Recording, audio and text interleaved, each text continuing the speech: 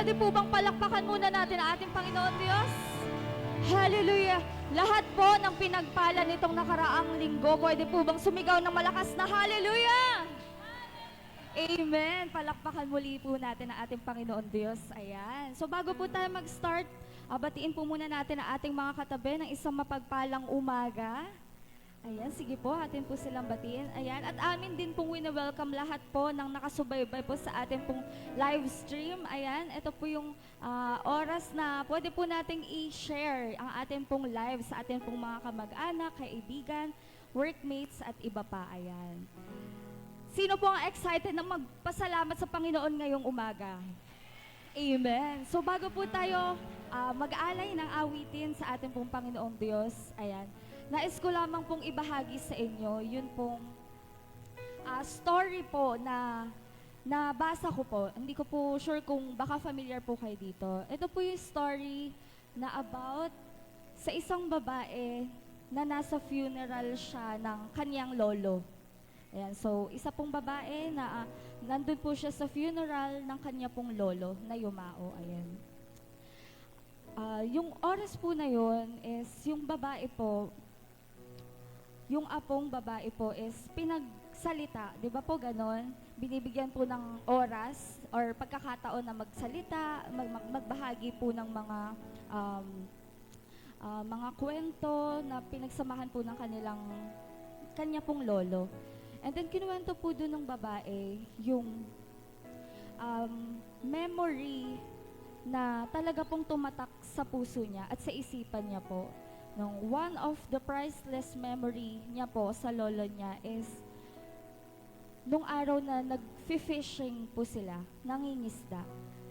Then, yung lolo niya po, bago po sila magsimula nun, sa kanilang bonding, spending time together, ayan, inalis niya po yung relo niya.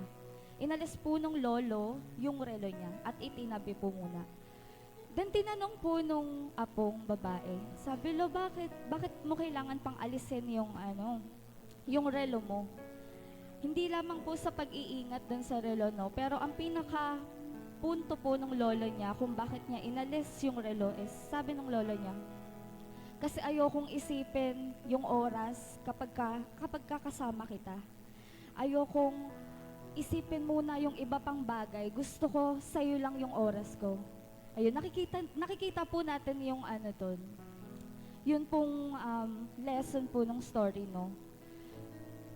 Meron po ba kayo sa buhay nyo na taong pinaglaanan ng oras nyo? Yung tuwing kasama nyo po yung taong to, wala po alam sa oras. Meron po ba?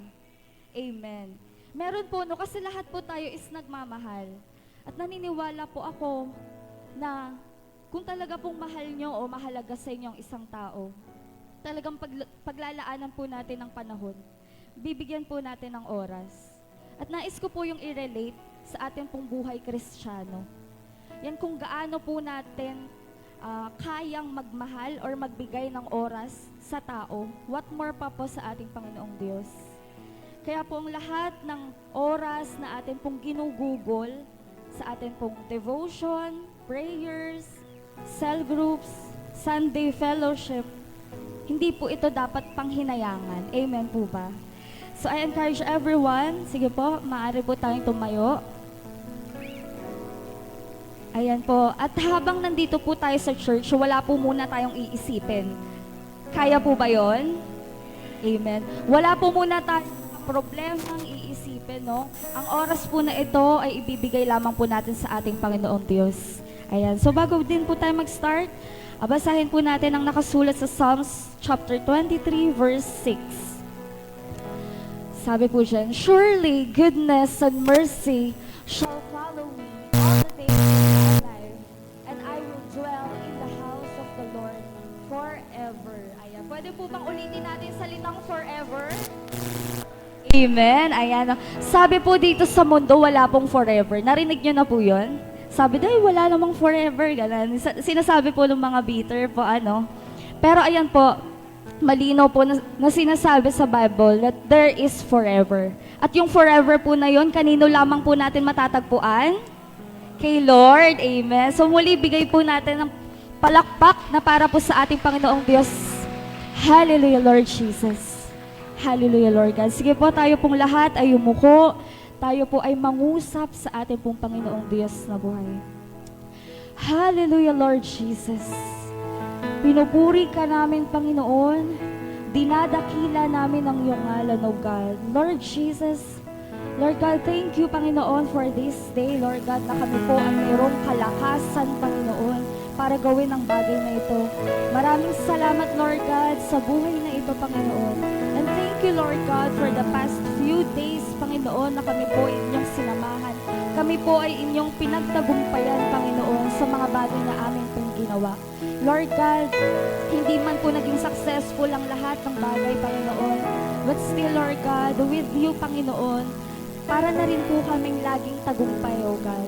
Dahil hindi po kami mawawala ng pag-asa, Panginoon, kung ikaw po ay kasama namin sa aming pong mga buhay.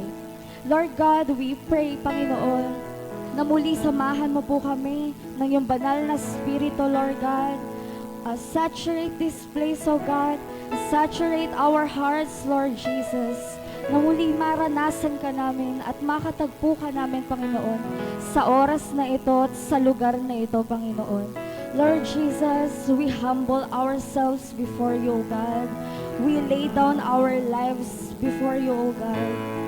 We lay down our time, Panginoon. We lay down our energy, O God. Because we believe, Panginoon, na ikaw po ang source ng lahat, Lord, ng meron kami, Panginoon.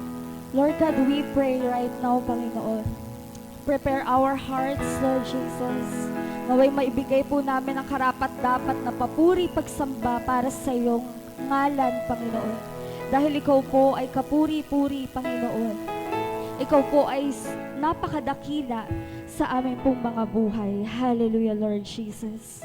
Sa iyo lamang po namin, Panginoon, gugugulin ang aming pong mga araw, Lord God.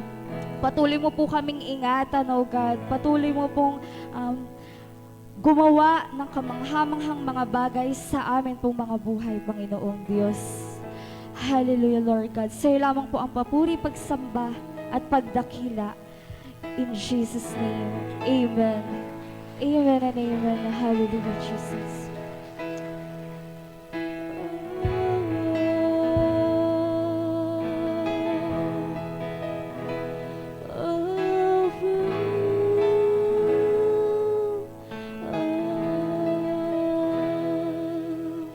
Atin pong awitin.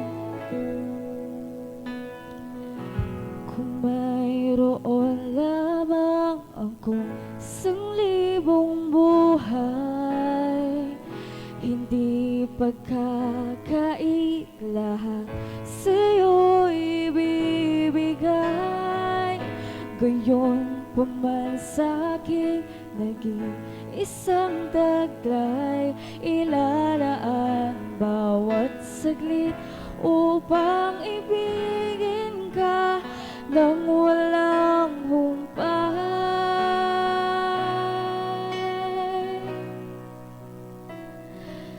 Gaya ng dagat na hindi napapagal sa pag-alon, ang puso ko ay sa'yo magmamahal.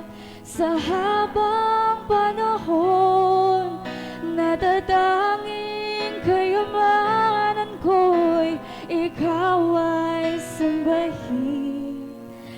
Wagas sa pagsambay iyong tingin, kalagip ng awitin.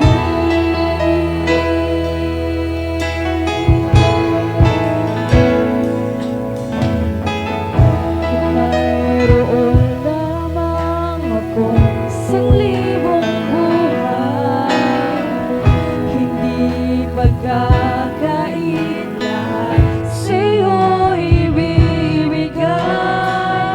Gayon pa man sa'king naging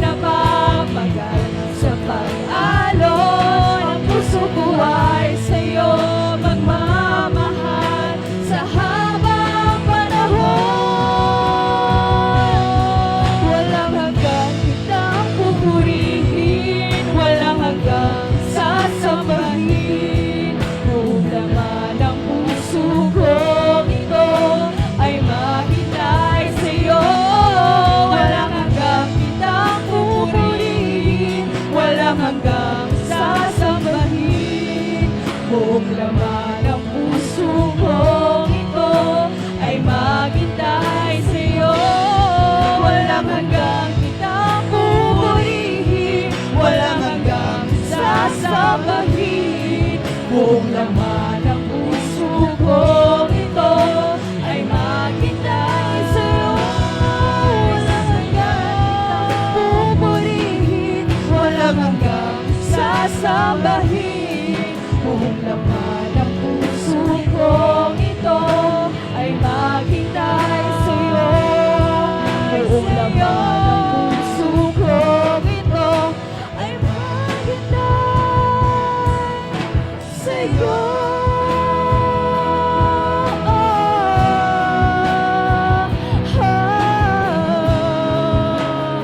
All the days of our lives, Lord God, we will dwell on your house, Panginoon.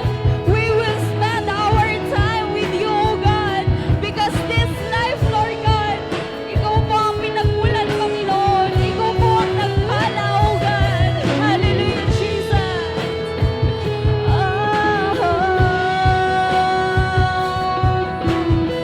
Pupurihin ka, Panginoon, natin pong awitin. Pupurihin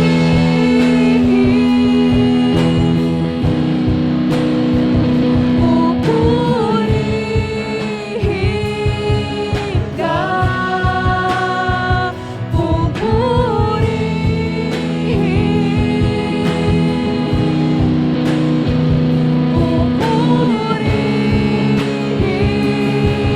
ka,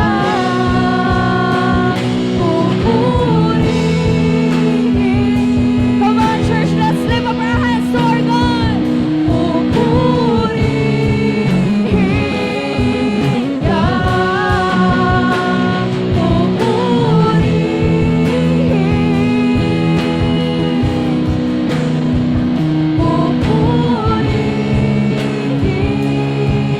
ka,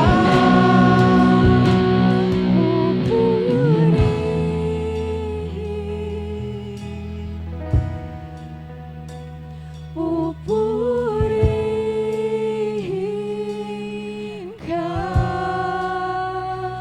pupurihin. Go on, church. Let's lift up our voices to our God. Hallelujah. Hindi po ang mga salitang ito sa Panginoon. Come on, church. Pupurihin, oh Diyos, pupurihin ka, pupurihin,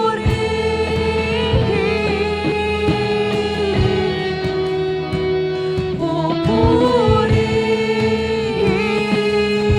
ka, pupurihin ang ngalan mo, pupurihin ka, pupurihin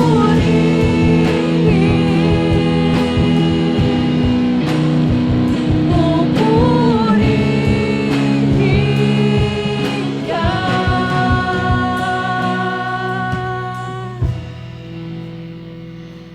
Gaya ng dagat na hindi napapagal sa pag-alon, ang puso ko ay sa'yo magmamahal sa habang panahon. Gaya ng dagat na hindi napapagal sa pag-alon, ang puso ko ay sa'yo magmamahal sa habang panahon. Gaya ng dagat na hindi Dinggin mo, Panginoon. Dinggin mo, Panginoon, ang mga awiting ito nagmumula sa aming mga puso. magmamahal sa habang panahon. Gaya ng dagat na hindi napapagal sa pag-alon, ang puso ko ay sa'yo magmamahal sa habang panahon. Natatanging kayamanan ko'y ikaw ay sambahin. Wagas na pagsintay iyong lingkod.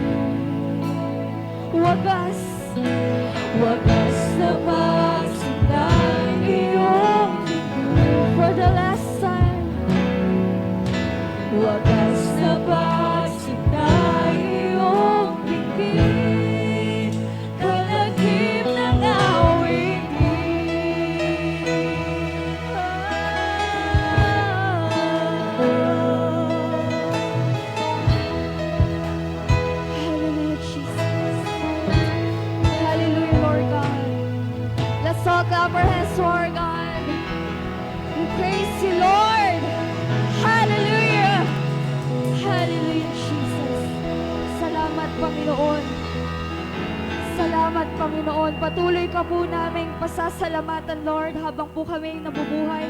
Patuloy ka po naming papupurihan at dadakilain ng iyong pangalan, Panginoon, sa aming po mga buhay. Muli, ibigay po natin ang pinaka-the best na clap offering para sa ating Panginoon Diyos. Hallelujah. Hallelujah, Jesus. Ayan, handa na po ba tayong sumayaw at tumalon para sa Panginoon? Amen. Parang kulang pa po. Handa na po ba ang lahat na sumayaw at tumalon para sa Panginoon? Amen. Amen. Come on, church, let's praise our God. Hey! Hey! Hey! Let's sing! Whoa-oh!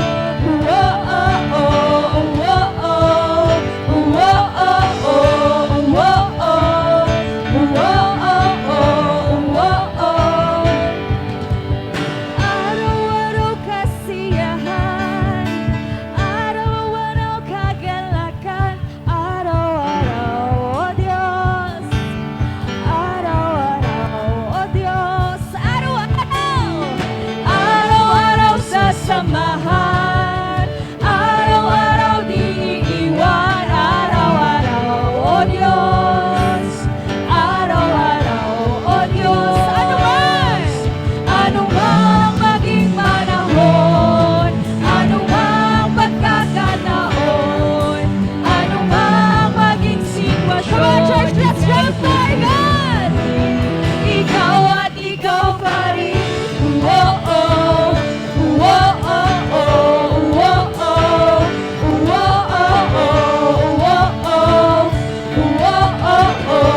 oh-oh, araw-araw, araw-araw kasiyahan, araw-araw kagalakan, araw-araw, oh Diyos, araw-araw, oh Diyos, araw-araw sasamahan, araw-araw di iiwan, araw-araw, oh Diyos, araw-araw, oh Diyos, anumang maging panahon, anumang pagkakataon, anumang maging sitwasyon, ika'y pupurihin, ikaw at ikaw pa rin.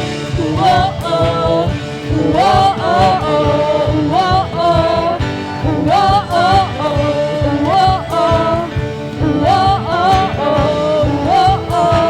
come on, church! Hallelujah! Lahat po ng pinagpala, sumigaw po ulit sa malakas sa hallelujah! Hallelujah, Jesus! Awitin po natin sa ating Panginoon! Wala kang katulad!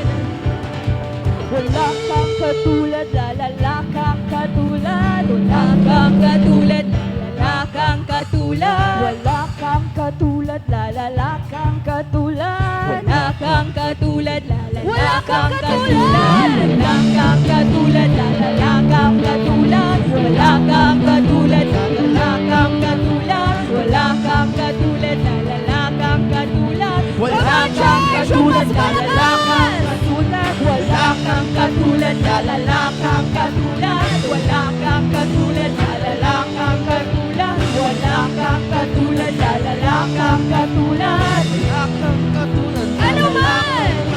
Anumang maging panahon, anumang pagkakataon, anumang maging sitwasyon. Come on, church, let's shout!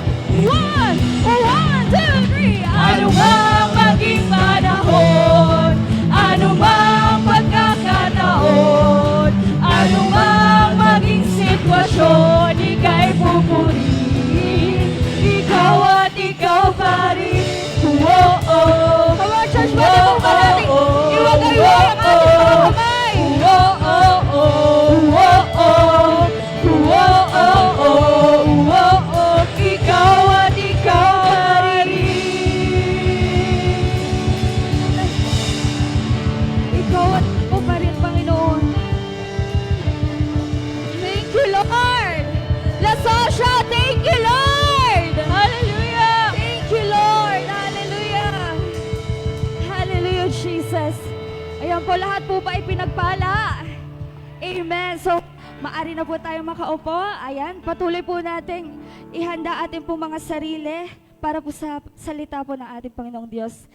Muli po nating palakpakan ng Panginoon sa buhay po ng ating mahal na Pastor Henry Ilarda.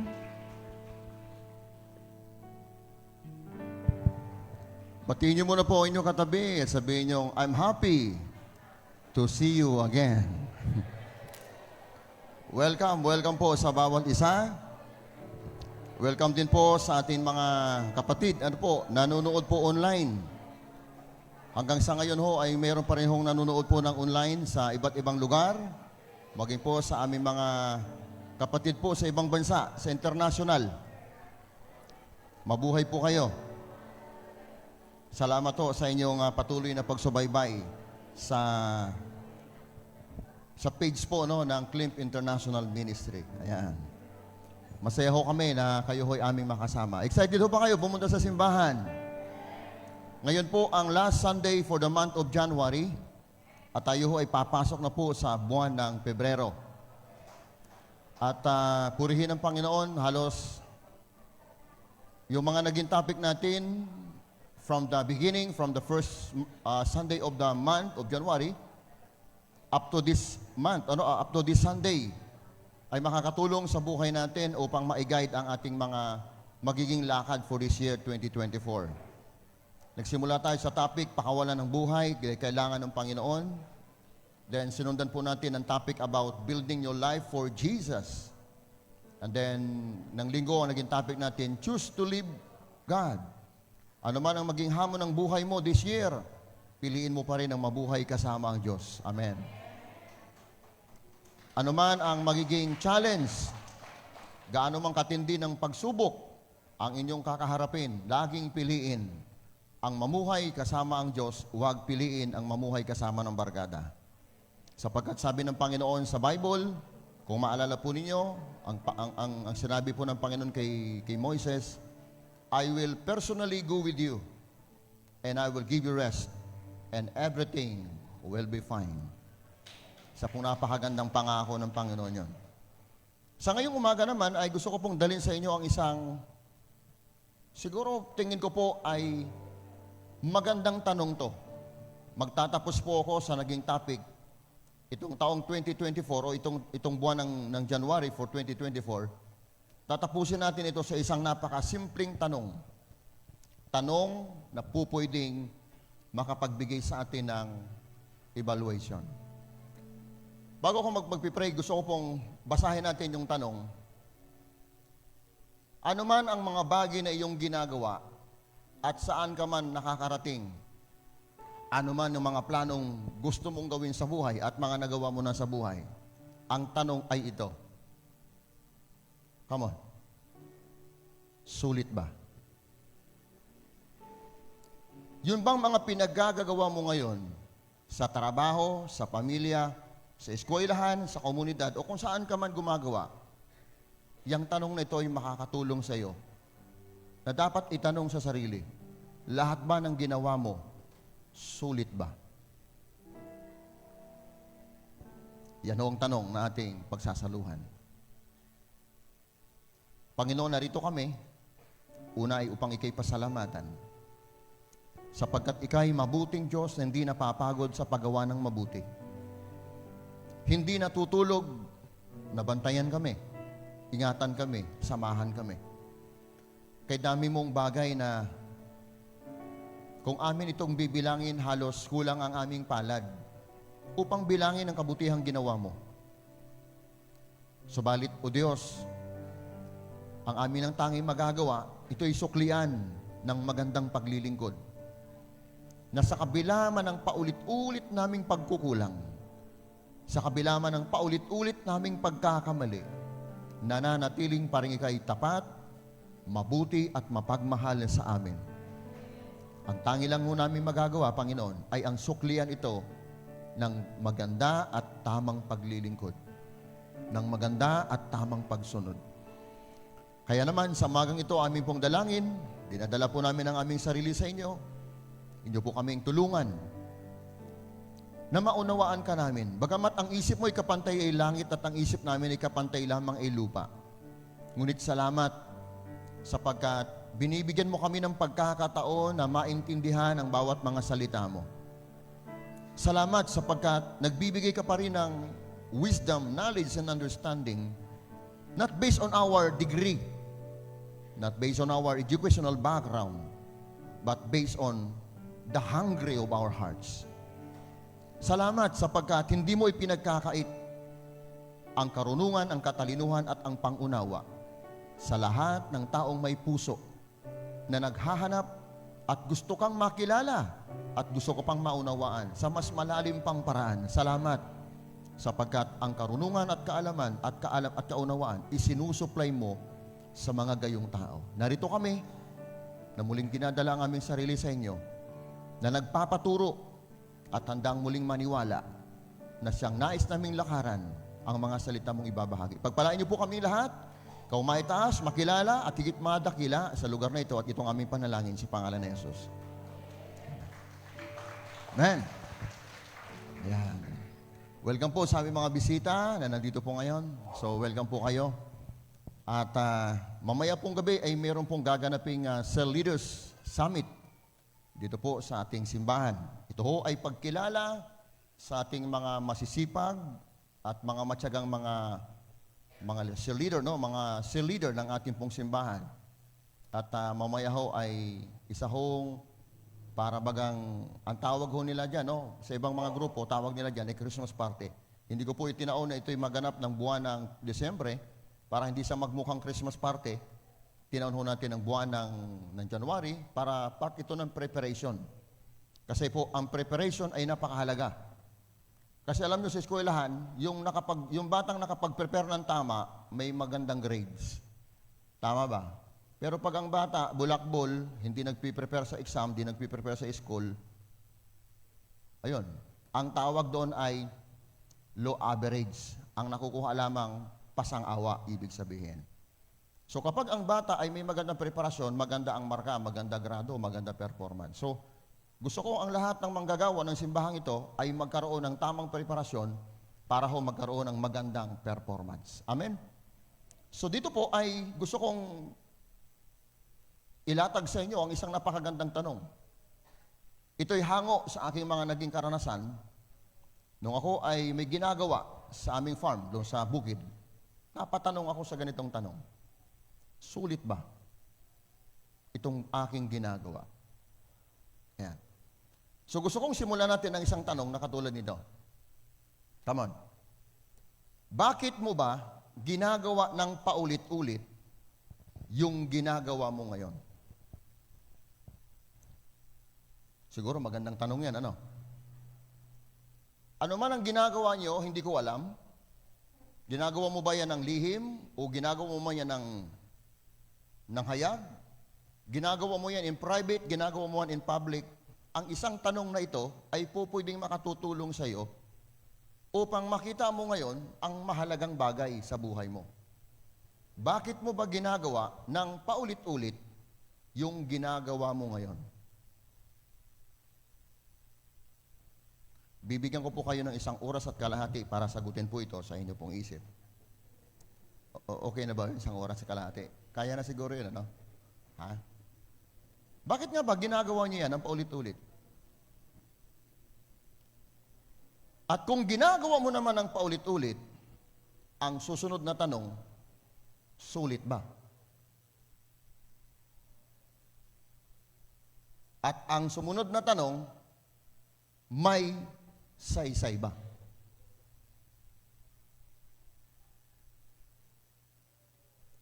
Dahil tayong mga tao, sa sobrang nating busy, hindi na ho tayo nakakapagtanong ng katulad nito. Tandaan niyo po mga kapatid ko, mahalagang masagot mo ang mga tanong na yan sa sarili mo para makita niyo po yung value at saka yung meaning ng bawat bagay na ginagawa mo. So in other words, this question is very important so that you can see the value and the meaning of your life every day. Mahalaga yung tanong na yun. Bakit ko nga ba ginagawa ng paulit-ulit yung ginagawa ko ngayon? Ano ba yung mga bagay na ginagawa mo ng paulit-ulit? Kung man yan ay sa tingin mo ay maganda yan, kung sa tingin mo naman ay mabuti yan, mabuti masama-sama, tanong mo, pwede mo itanong sa sarili mo yan. Bakit ko ba ginagawa ng paulit-ulit itong ginagawa ko ngayon? At kung ito naman yung ginagawa ko, sulit ba? May saysay ba?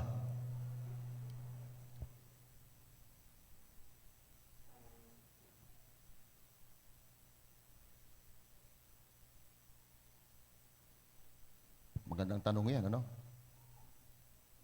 Tama po? Because if you are busy on many things, but without good result, meaning to say, you are busy on the wrong things. Kapag ikaw ay nagiging abala sa maraming bagay pero walang magandang resulta, ibig sabihin, naging abala ka lang sa maling bagay. At ang taong nag-aabala o nagsasaya ng oras sa mga bagay na walang pakinabang, walang halaga, mga kapatid, isang malinaw, that's a clear indication that you are wasting your life every day. At ang pagsasayang ng oras, ang kahulugan nun ay pagsira ng buhay. Because time is your life. Kaya nga sabi ni Dr. Miles Monroe, the greatest tragedy in man's life is not death. It's not calamity. It's not, sabi niya, natural, sabi nating calamity, but the greatest tragedy in man's life, that is, you are living without a purpose. Ibig sabihin, mga kapatid ko, kailangan nating isipin at pag-isipang maraming bisis kung yung bang ginagawa mo ay sulit ba? O kung ang ginagawa mo ay may saysay ba? It means you did something with a purpose and value. Kailangan mong gawin ang isang bagay nang mayroon itong halaga, na mayroon itong kahulugan. Sapagkat kapag ginawa mo ang isang bagay na wala itong halaga at wala itong kahulugan, at ang tawag dyan ng Bible, that is useless. It is meaningless. So the reason I say is because based on the survey, the lifespan of people ay ganito ang lumabas. Because 40% of a person's life is spent on working. 40%. Yung buhay daw ng tao, yung 40% daw ng buhay ng tao kung nabubuhay ng 100 years, ang 40% daw lang noon, iginugugo lang sa pagtatrabaho. Ang 20% daw dyan sa pagtulog, yung pagpunta daw nga sa simbahan, 5% lang eh. Baka sa iba naman, 1% lang. Kasi kung pupunta sa simbahan, once a year. Tama ho ba? No? So, ibig sabihin, ganyan daw ang lifespan ng tao. 40% of your life, you spend almost in working. But you need to remember that we are called by God for things that have value and meaning.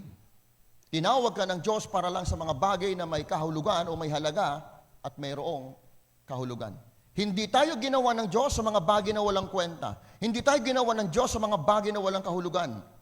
Hindi tayo ginawa ng Diyos para sa mga bagay na walang kabuluhan. Tayo ginawa ng Diyos sa mga bagay na kapakipakinabang, mga bagay na mayroong kahulugan. Para bagang ganito, para kanino ka ba bumabangon? Yung tanong po na ganyan, magandang tanong din. Para kanino ka ba bumabangon?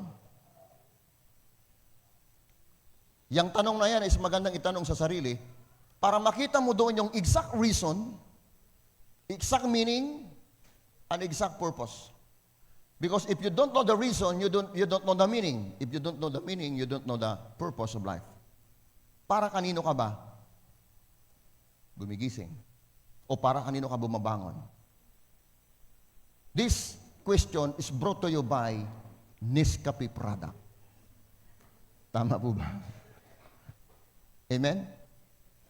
Kasi po, yung tanong na yun sa Nescafe po lumabas para kanino ka ba bumabangon? So maraming tao bumabangon para sa trabaho. May ibang tao bumabangon para sa pamilya. May ibang tao naman bumabangon para sa negosyo. Well, hindi naman masama ang lahat ng ito, pero wala akong nakitang tao bumabangon para sa Diyos. Ang number one bang motivation bakit ka bumabangon ay para sa Diyos? Meron ba itong gumagawa ng ganon? Kung meron man, kukonti. Kukonti. Halos kadalasan, maraming tao bumabangon para sa pamilya, para sa trabaho, para sa negosyo, para sa future, para sa karir, para sa kung ano pa mang bagay. Pero gusto ko pong ipaunawa sa ating lahat, sana, kung tayo man ay bumangon tayo para sa Diyos.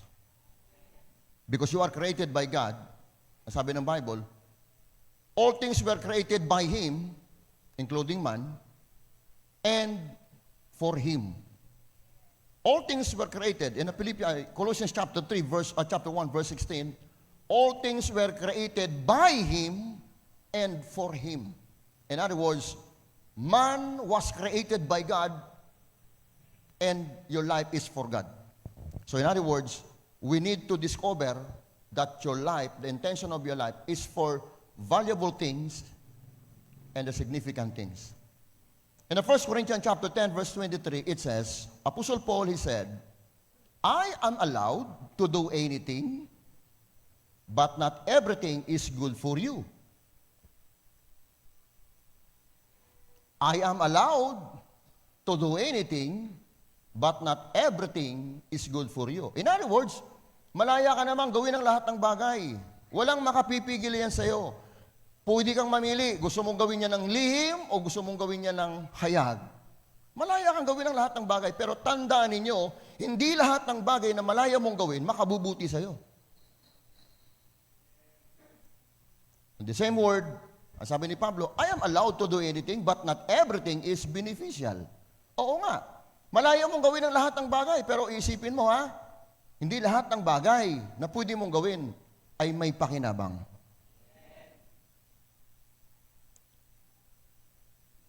Kung gagawa ka ng mabuti, gagawa ka ng masama, walang pipigil sa'yo.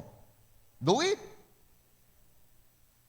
Pero ang sabi lang ni Pablo, kunin mo lang at gawin mo lang ang isang bagay na may pakinabang. Gawin mo lang ang isang bagay na makabubuti sa'yo. Dahil kapag ginawa mo ang isang bagay na makasisira sa'yo o mga bagay na hindi makabubuti sa'yo at mga bagay na walang pakinabang, ikaw na rin ang sumira at nagwasak ng buhay mo. Hindi mo na kailangan demonyo, ikaw pa lang, sapat pala. Magandang tanong ho yan, no? Kaya sa buhay po natin as a followers of Christ, kaya ang tanong ng Panginoon dito, yung pang ginagawa mo ngayon ay makabubuti sa'yo? Katulad ko po, ako po kapag ako gumagawa, lagi ko pong tanong, ito bang gagawin ko ngayon, makakabuti ba to sa Diyos? Makakabuti ba to sa pamilya ko? Makakabuti ba to sa church? Makakabuti ba to sa komunidad? Sa bansa ko? Kasi yung iba, mapapansin niyo po, pag ginawa niya yung isang bagay, siya lang nagiging masaya. Pero yung iba, naiinis. Dapat hindi lang ikaw nag-i-enjoy. Parehas mga taong nakapalibot sa iyo, ang Diyos, pamilya, simbahan at komunidad ay nakikinabang sa isang bagay na gagawin mo. Hindi lang ikaw. Tama po ba? At kapag ginawa mo ang isang bagay na nakikinabang ang Diyos, makikinabang ang church, makikinabang ang family, makikinabang ang community, yun masasabi mo talaga yung ginawa mo ay sulit at may saysay na ginawa mo sa Panginoon. Yun po ang tanong, You are allowed to do anything, but not everything is good for you. So, ito, magandang tanong to. Ang soft drinks po ba ay may maitutulong sa kalusugan ng tao? Oy, for your information, baka sabihin nyo po na against sa pananampalataya natin ang soft drinks, ha? Ako ho'y nagtatanong laang. Wala po, baka isipin nyo po, bawal pala doon sa church na yon yung soft drinks. Hindi ho bawal dito ang soft drinks. Ako ho'y nagtatanong laang. Huwag nyo naman ho akong masamain. Ano ho? Ang tanong ko laang sa inyo ay may pakinabang po ba sa inyo ang soft drinks? Tanong laang yun, no? Kahit sa anumang anggulo, kahit saan mo titingnan, wala talagang pakinabang ang soft drinks. Tama po? Walang health benefits ang soft drinks eh. Inom ka ng soft drinks, magkakamidya ka. Oh. Media, alam mo yung media? Mediabetes. Di ba no? Kaya yung mga taong mahilig sa soft drinks, isipin mo, katulad ng sinasabi po ng Bible, you are allowed to do anything, but not everything is good for you. Kaya tanong dito, soft drinks is good for you? Please answer this question. Ha? Kung may pakinabang man dyan, ito, tip ko lang sa inyo. Bumili ka ng isang boteng soft drinks, lalagyan mo ngayon ng Joy. Tapos, lagyan mo ng baking soda. Tapos, ipangkuskus mo sa CR. Tanggal ang lumot. Maniwala kayo. Yun ang pakinabang. Pero kung gawin mo yun sa katawan, it's not good for you.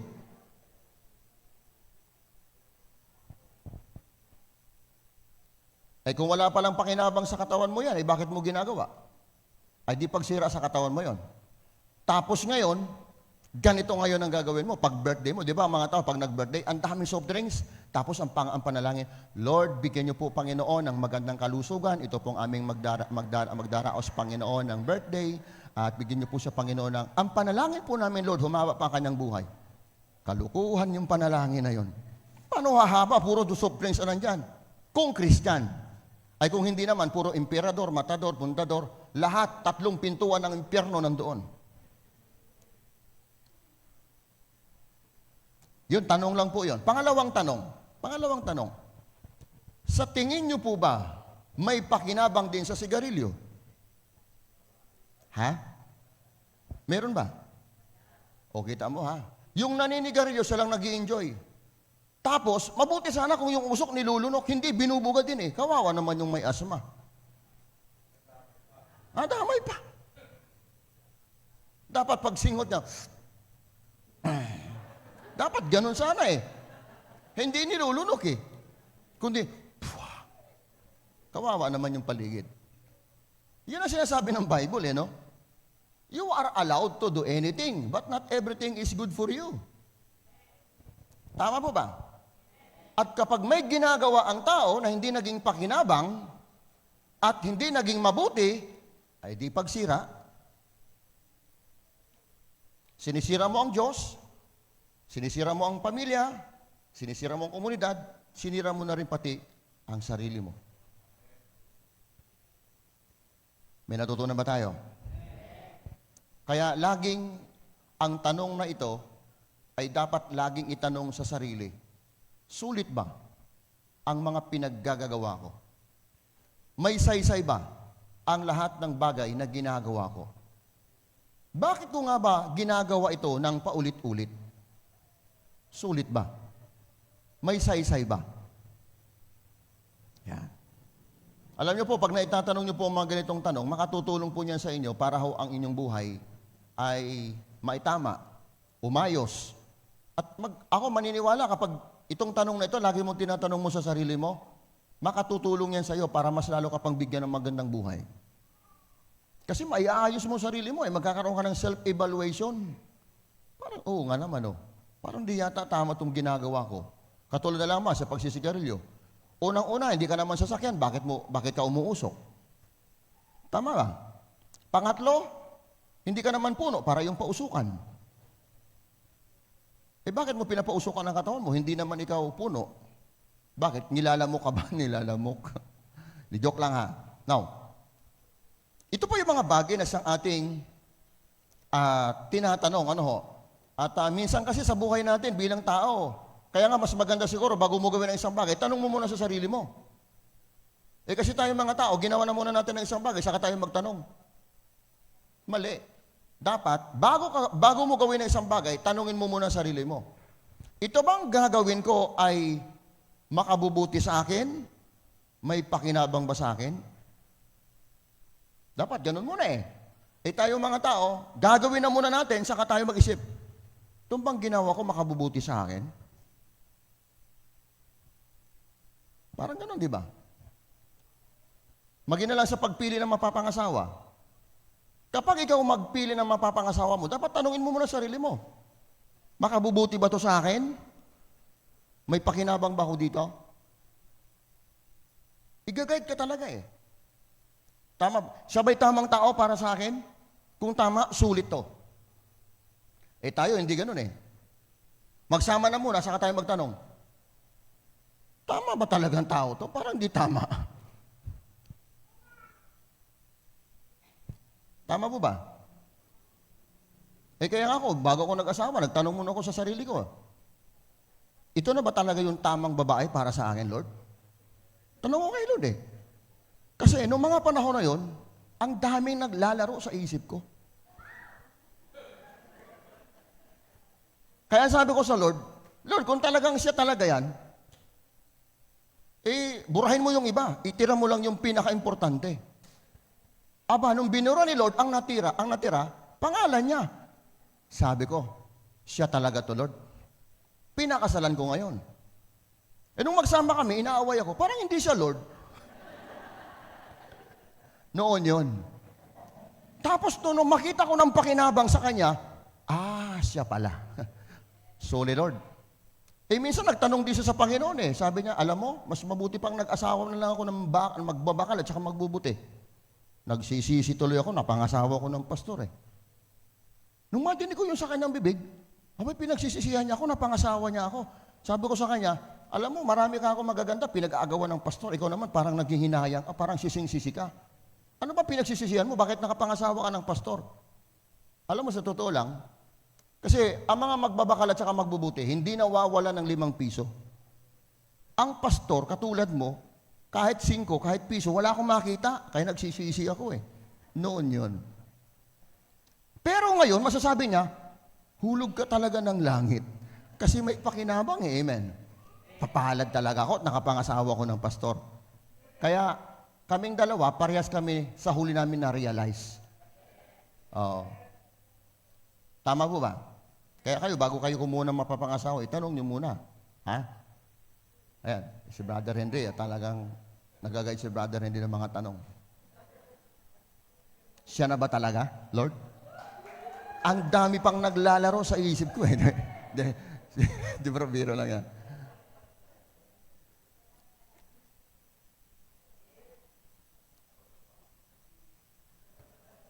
Kaya po mahalaga yung bawat bagay na gagawin mo, nagtatanong ka talaga lagi sa Diyos.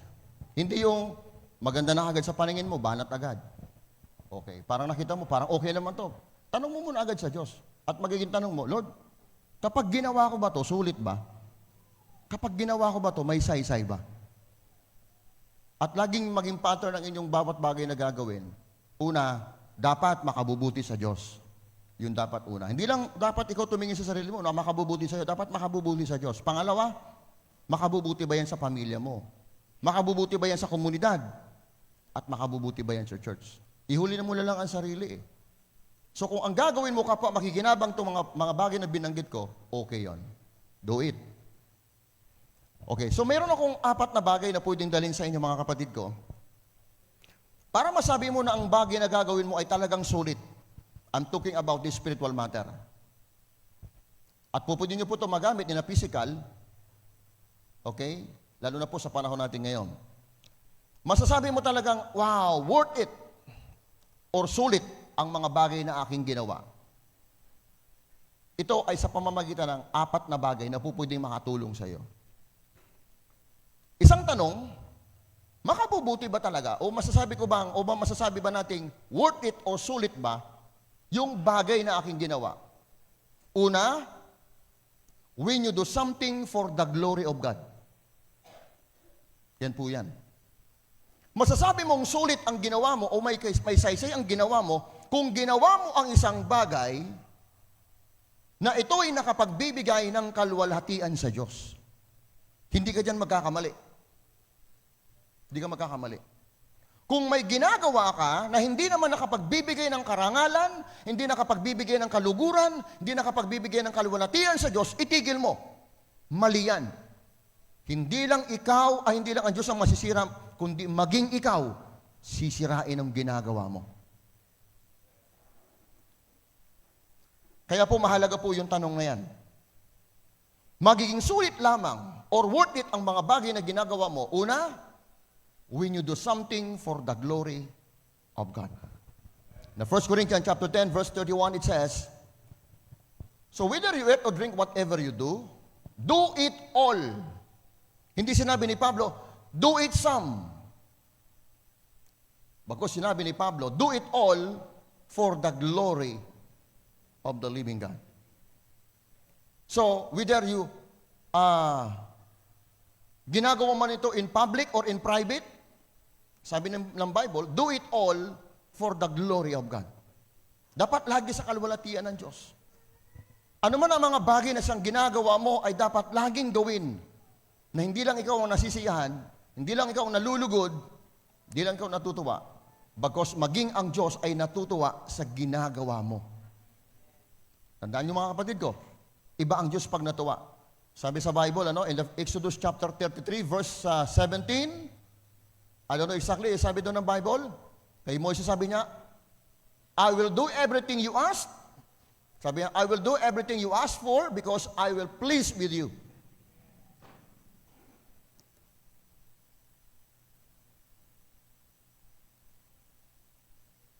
Yan ang sabi ng Panginoon. I will do anything, or I will do, sabi niya, I will do the very thing you have asked because I am pleased with you. So mapapansin po ninyo mga kapatid ko, pag ang Diyos ay natutuwa, ibinibigay din pala ng Diyos ang mga bagay-bagay na hinihingi mo sa Kanya. Kasi siya tuwang-tuwa sa iyo. Kailangan gumawa tayo ng mga bagay na nakakatuwa. Huwag yung mga bagay na makakainis o nakakainis sa Panginoon. At ano po ba yung mga bagay na siyang nakakatuwa? At yun po sabi ng Bible, in aklat po ng Hebrew chapter 6 verse 10, hangos sa tinatawag nating the Passion Translation. For God, the faithful one, is not unfair. How can He forget the beautiful work you have done in for Him?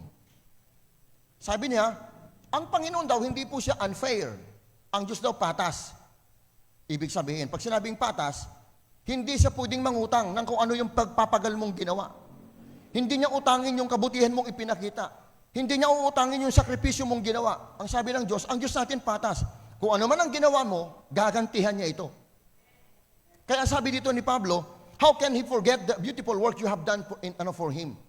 Paano malilimutan ng Diyos yung mabuting bagay na ginawa mo sa Panginoon? Pagdating sa sumunod na passage, sabi niya, He remembers the love you demonstrate as you continually serve His beloved ones for the glory of His name. So kung meron mang bagay na hindi makalimutan ng Diyos, ay yun yung ginawa mo na nakapagbibigay ng kaluwalhatian sa Diyos. Yun yung isang bagay na patay ka na, hindi ka niya malilimutan. Yung tanong ko sa inyo, kung mamamatay kaya kayo, wag naman sana ngayon, ano kaya yung maaalala ng Diyos sa iyo?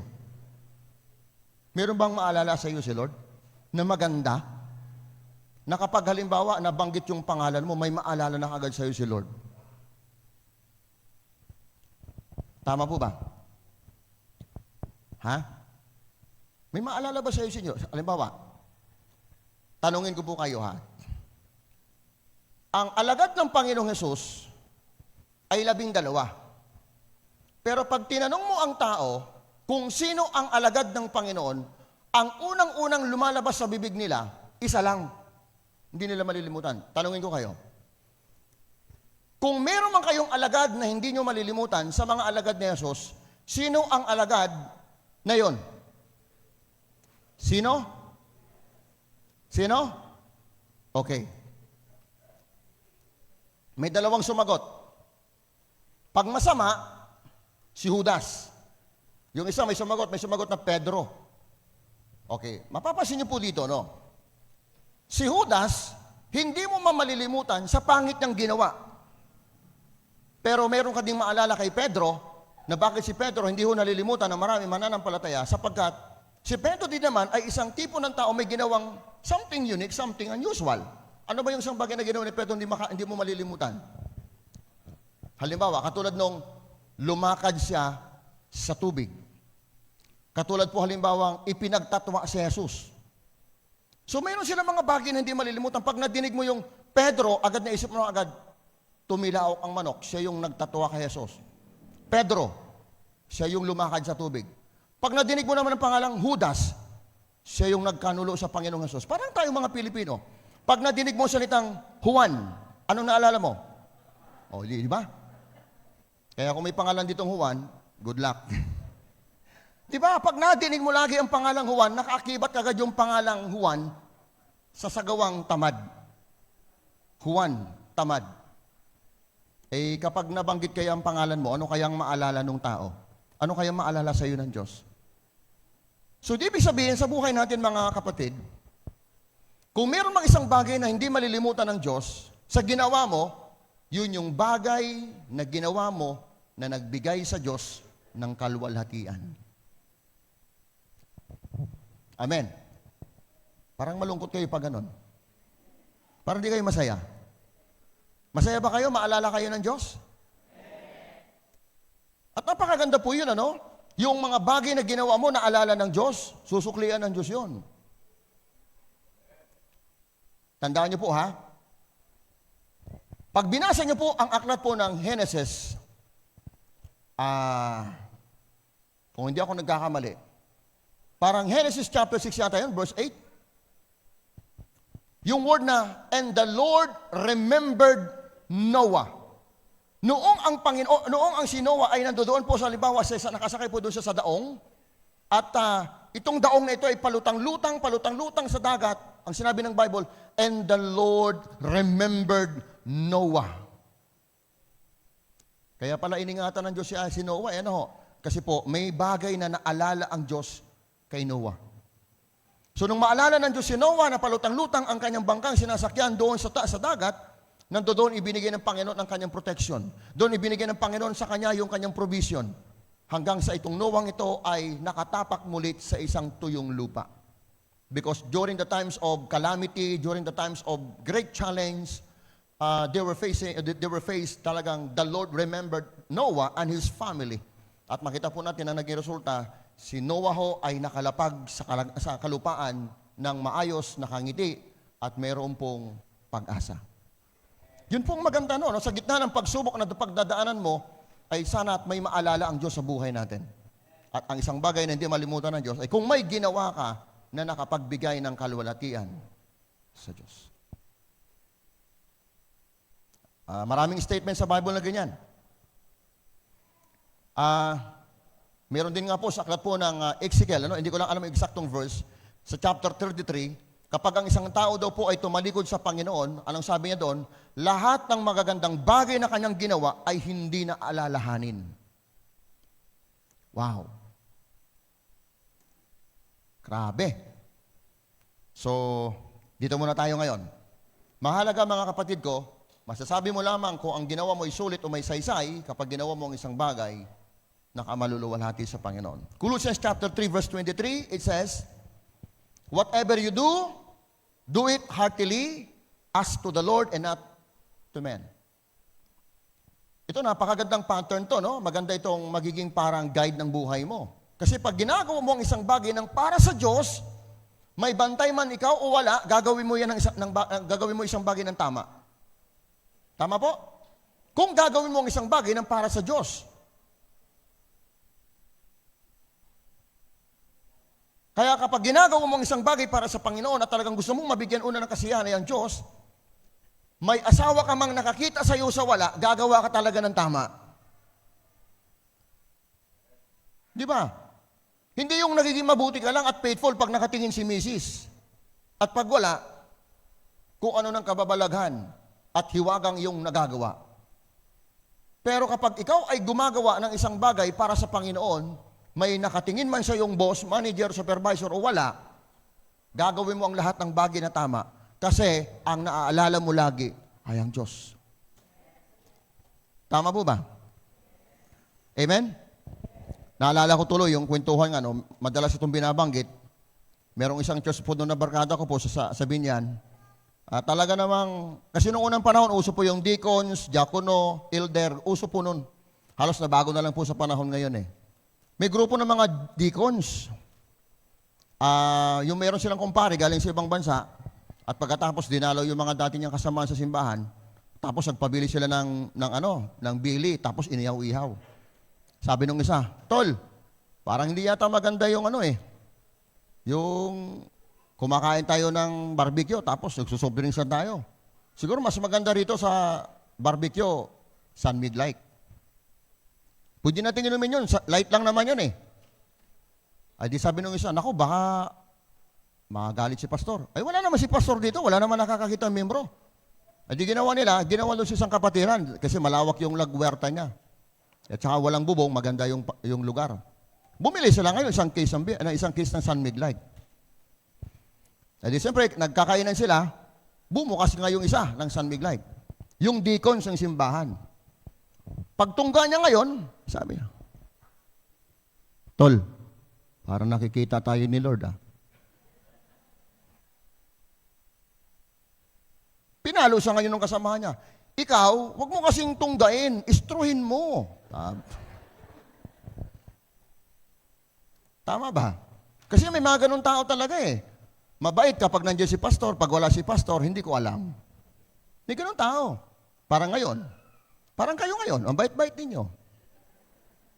Kaya nga yung bata, alam mo yung bata, ang pangarap niya sa buhay, isa lang.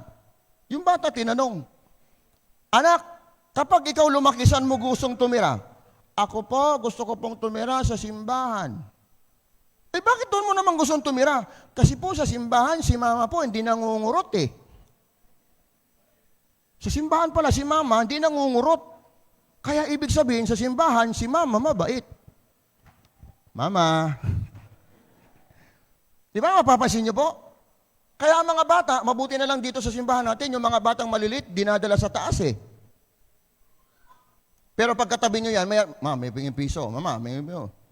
Ang kukulit ng mga bata. Pag sinaway mo, uulit-ulit. Pag sinaway mo, uulit-ulit. Bakit sila pa ulit-ulit? Kasi alam nila na sa loob ng simbahang ito, hindi sila tatamaan. Amen? Amen po ba? Ha? Kasi ang lakas ng loob ng mga batang malilikot dito. Kasi kapag sila'y kinurot, kakampi nila si pastor. Isusumbong kita kay pastor. Ganon yun. Ang mga nanay, babalat kayo yan. Kaya pag sa simbahan, ang aamo, sa simbahan, ang babait. Pero kapag nasa bahay, yung mga kamay parang may sanib. Amen? Parang sinasaniban yung mga kamay. Nangungurot kung saan napupunta, nambibingot. At pagkatapos ay kung ano pang pinaggagawa. So mapapansin natin dito, no? Sabi ng Bible, do it heartily as to the Lord and not for men. So we are not a pleaser of men. We are all, and we must the pleaser of God.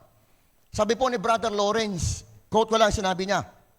Sabi niya, let us think open that our only business in this life, dapat daw lagi nating isipin, na ang tangunahin nating parang, ano bang tawag nitong business, pinakamas short na, pinakamas simpleng word. Yan, sabi niya, sa buhay na ito, sabi niya, is to please God. Kung meron ka mang bagay na dapat ginagawa, or inaatupag, o may mga bagay kang, sa tingin mo ito'y para bagang sa anyo ng kalakalan o ng negosyo, sabi niya, dapat wala kang unang bagay na dapat ginagawa, yan ay ang pasiyahan o bigyan ng kaluguran daw po ang Panginoon. That perhaps all besides is but fully and vanity. Kung mayroon ka man daw pong gagawin, dapat yun ay ang mabigyan ng kaluguran ng Diyos. At kung hindi yun ang intention mo, lahat na ng ginagawa mo ay wala na itong kabuluhan.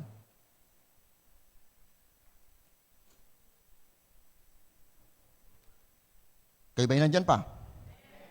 Kaya sabi sa Bible, in 1 Samuel chapter 2 verse 30, at sabi po ng Bible, therefore the Lord, the God of Israel declares, I promise that your house, sabi po ito ng Panginoon kay Samuel, at maganda po itong i-personalize natin itong verse na to, I promise that your house and the house of your father, sabi niya, go and out before me forever. But now the Lord declares, far be it from me, for those who honor me, I will honor, and those who despise me will be significant and contemptible. Maganda po sinabi ng Lord, ano? Lahat ng taong sa akin ay nagpaparangal, ay pararangalan ko. At meron pa pong mga iba pang mga verses na yung mga tao daw po nagbibigay ng karangalan sa Panginoon ay ihahanay niya sa mga maharlikang tao. Kaya po, mapapansin niyo po, may mga tao pong, di ba, may katakataka, no? May mga lingkod po na wala masyadong pinag-aralan, pero dahil maganda ang ginagawa sa Panginoon, nakapagbibigay sila ng karangalan sa Diyos, na ihahanay sila doon sa mga very important person. Tama po? Na hindi po nakatakataka yun. Kaya po, pangako ng Diyos yun sa mga taong nagbibigay ng karangalan sa Diyos. Amen. Kaya, ang una pong puntos natin dito, masasabi mo lang na tama at sulit ang iyong bagay na ginagawa kung ginawa mo ang isang bagay na nabigyan mo ng kaluwalhatian ang Diyos. Amen po ba? Puntahan natin yung pangalawa. Masasabi mong sulit ang bawat bagay na ginawa mo when you are motivated by love for God. Masasabi mong tama sapagkat sa buhay po natin ito, kinakailangan lahat ng ating mga bagay na ginagawa, wala pong ibang bagay na nagmo-motivate sa atin kundi yung pag-ibig natin sa Diyos. Hindi dapat yung ginagawa mo ang isang bagay because you are motivated by money, or you are motivated by reward, or you are motivated by salary. Well, no. The reason why we can do all these things not because you are motivated by God's love. Tama po ba? Napakahalaga po ang bawat bagay na ginagawa mo sa pamamagitan ng pag-ibig. Sapagkat kapag ang tao ginawa niyang isang bagay para lang kumita, ang taong ito ay magiging lovers of money. At ang taong lovers of money is a lovers of themselves. Tama po ba? Nandiyan pa ba kayo? At ang taong mapagmahal sa pera, hindi ko man nila lahat, pero mas marami, ang taong mapagmahal sa salapi ay traidor, manluluko, manggugulang, mandaraya, sinungaling. Gagawin ang lahat. Magkamalang na maraming salapi.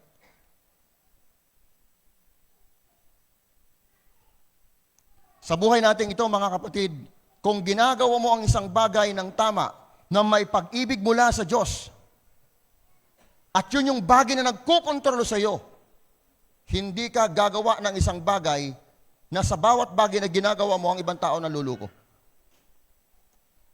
Katulad ko po, ang lagi prinsipyo namin, yung tinatawag na godly business, kung ikaw man ay nagnegosyo, yung hindi ka dihado na nagtitinda at hindi rin dihado yung bumibili. Tama po ba? Hindi nakalalamang ang bumibili at hindi rin nakalalamang ang nagtitinda. Kung ganun ang magiging prinsipyo mo, yung business mo is masasabi kong godly business. Tama po ba? Pero kung ikaw ay nagtitinda na mas nilalamangan mo ng sobra yung bumibili, hindi po godly business ang tawag yan.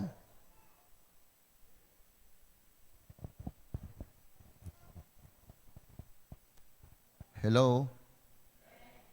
Kaya nga sa buhay natin ito, mga kapatid ko, gusto ko lang po magpaliwanag ng konti, pero hindi ko naman po nilalahat. Yung salitang pandaraya ay minsan ko nang nagawa. Nung mga panahong ako po ay isa pa lamang akong mangingisda sa bayan ng Romblon. Tingnan nyo po ha. Alam po ba ninyo kapag ang isang tao, ito ha, parang isa po itong sikreto na nire-reveal. Kapag kami po ay nanghuhuli ng pusit, nanghuli kami ng pusit, hindi po agad-agad namin yan tinitinda o ibinibinta. Ang gagawin muna po namin dyan, i-stack muna po namin yan ng 2 araw sa styrofoam. Halo, lalagyan po namin ng yelo. Bakit? Kasi kapag yan ho ay naka-stack ng mas matagal, mas maraming tubig ang nasisipsip, mas malaki po ang timbang. Kung halimbawa ay medyo, yung pong in-stack mo halimbawa na pusit ay, ang halaga po nito ay 1/4. Pag tinimbang mo na yan sa after po ng 2 days, magiging kalahating kilo na yun. Nag-gets nyo ako? Ha? So, ibig sabihin, dumadagdag siya. Habang tumatagal na nakababad ang pusit, mas lalong bumibigat sapagkat mas marami ang tubig na nasisip-sip nito. Kung may nagtitinda man ng pusit dito, meron ba? Kung meron man, sumuko ka na. Kaya, ang gagawin po namin, pag after na po ng 2 days, saka po namin ibibinta. Halimbawa, kung ang halaga po ng pusit ay 300, 1 kilo, ay nakalamang ka ng 1/4, isipin mo, magkano nadagdag sa'yo ngayon? Ha? Magkano? Bring down 7/2 divided by 4. Magkano lahat? Meron kang nakuwang 75. Nakuha nyo? Nadaya mo yun, nadaya mo, 75. Ay bakit mo ba ginagawa mo yun? Ay kasi you are lover of money. Kaya mapapansin nyo mga kapatid ko, yung isang pusit na 1/4 niluto mo, napansin mo naman, wala ka namang nilagay na tubig ah. Bakit masabaw? Tapos yung 1/4 mo, nagganon na lang kalaki. Napansin nyo ba yon? Ha? Kaya ako sa inyo, huwag na kayong bumiling pusit.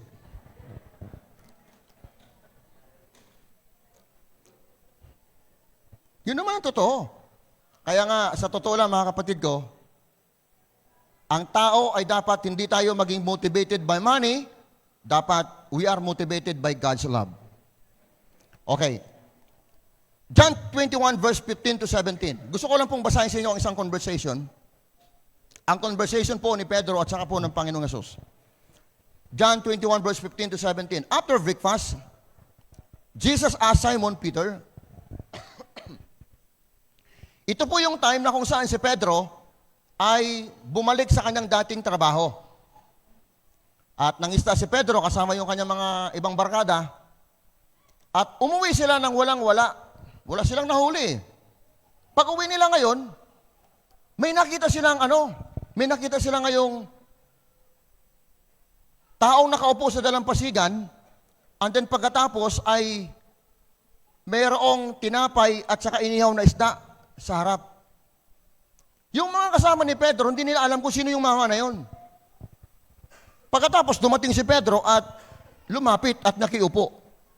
At sabi kagad ni Pedro, Lord. Si Pedro, tinawag niya yung nakaupong mama, Lord. Kasi nakita niya palatandaan, ang gumagawa lang ng tinapay at saka inihaw na isda, si Jesus. Sabi niya, si Lord ito. At alam kagad ni Pedro, kasi si Pedro connected sa Panginoon, kaya alam niyang si Lord. So, kain sila ngayon, kain. Tama naman. Yung kutob ni Pedro na yung lalaking kasama niya sa pagkain, si Jesus. After kumain, tinanong ngayon ng Panginoon si Pedro, itong tanong. Sabi niya, after breakfast, Jesus asked Simon Peter, Simon, son of John, do you love me more than this?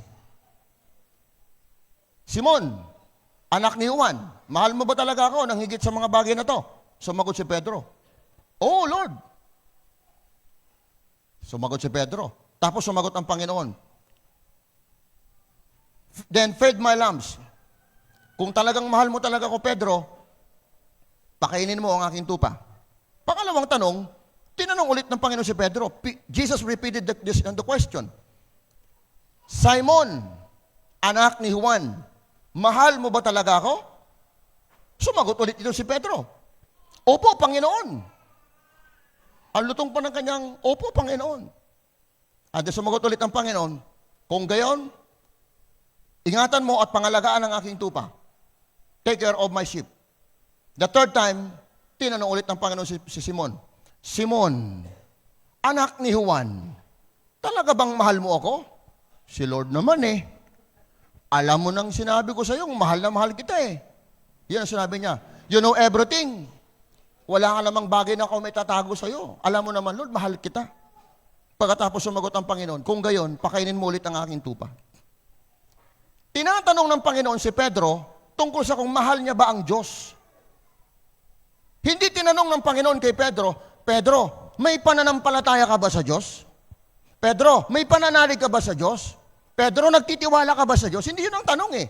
Kundi paulit-ulit ang tatlong tanong na ito ay sumentro lang sa isang bagay, about love.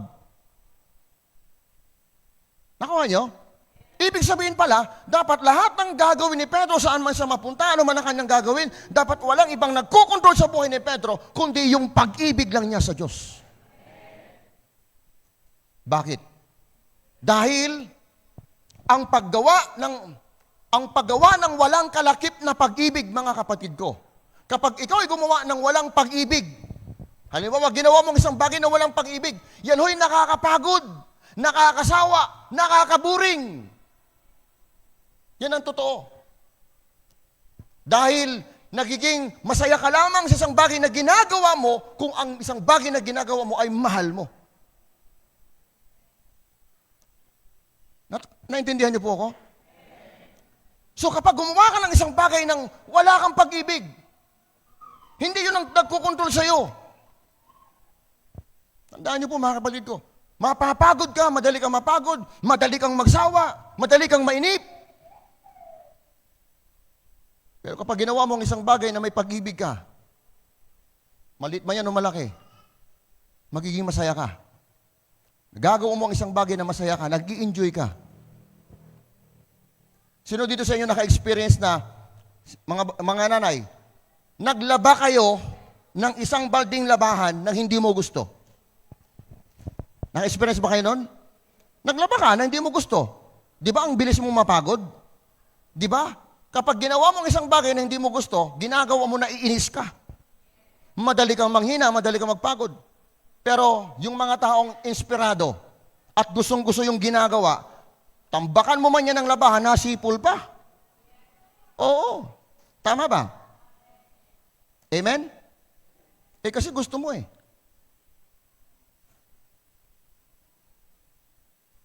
Ganon din naman sa Diyos. Kapag ginawa mo ang isang bagay na ang nagkukontrol sa iyo, ay ang pag-ibig mo sa Diyos, hindi mo pagsasawaan, hindi mo kakapaguran, at hindi mo kakainipan, ipagpapatuloy mo ng ikay may galak sa puso dahil gusto mo ang isang bagay. Parang pagpunta sa simbahan. Kapag ginawa mong pagpunta sa simbahan, hindi dahil tinulak ka ng pamilya mo, hindi dahil para bagang ikaw ay kinonsensya ng asawa mo, kundi pumupunta ka talaga sa simbahan dahil mahal mo ang Diyos, hindi mo kakasawaan ang pagpunta sa simbahan linggo-linggo. Parang sa iyo pa, pagdating ng isang linggo, parang Lunes pa lang, ang tagal ng Sunday. Oh, Lord. Parang nainip ka na agad. Gusto mo agad Sunday agad. Sino dito sa inyo gusto agad Sunday? Sabi ko na nga sa inyo, wala talaga eh. Ha? Sino dito sa inyo pagdating ng Sunday? Ay, Sunday na naman. O tayo yung tipo ng tao, yes, Sunday na naman.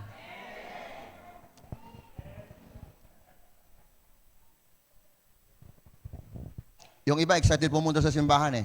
Kasi dito lang sila nakakatanggap ng kapahingahan. Bakit? Kasi sa loob ng bahay nila, maingay ang aso, maingay ang pusa, maingay ang asawa. Amen? Kaya dito lang sila nakakatanggap ng kapahingahan.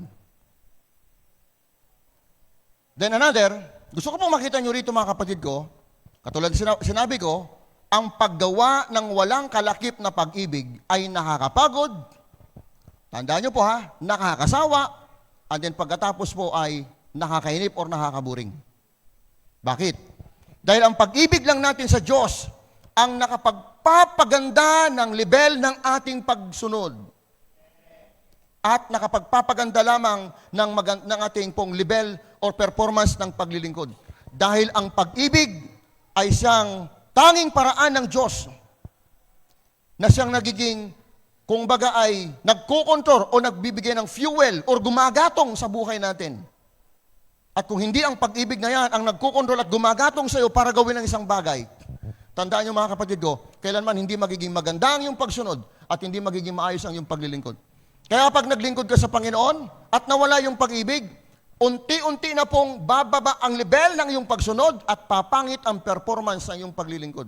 Kaya ang kinu-question doon, hindi pananampalataya. Ang kinu-question doon, pag-ibig. Nakuha niyo po? Ganun talaga yun eh. Ay kita mo ang mag-asawa. Kita mo mag-asawa ha?